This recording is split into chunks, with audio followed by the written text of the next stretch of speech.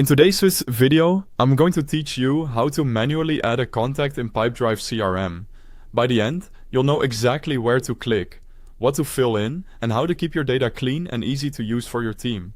Start by opening Pipedrive and heading to the left sidebar. Click Contacts, then choose People. In Pipedrive, people are the individual contacts you talk to, while organizations are the companies they belong to. Since we're adding a person, the people view is the right place to be. If your sidebar is collapsed, hover to expand it so you can see the contact section clearly. Next, look toward the top left and click the green + person button.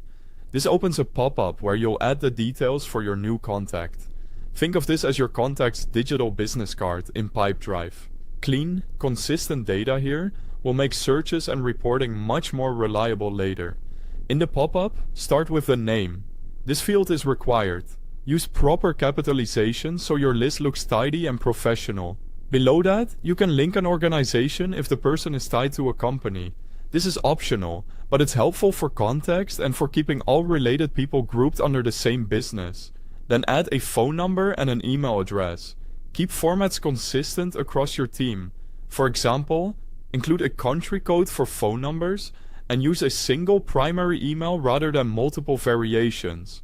You can also add extra information to help your team act faster.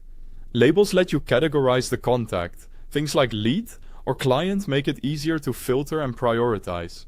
Set the owner to the person on your team responsible for this relationship. This creates accountability and ensures follow-ups don't slip. Visibility controls who can see the contact. Choose the level that matches your company's privacy standards, whether it's the whole company or a specific team. If your workflow tracks more details, click +@person field to use custom fields. This is perfect for items like industry, source, territory, or lifecycle stage.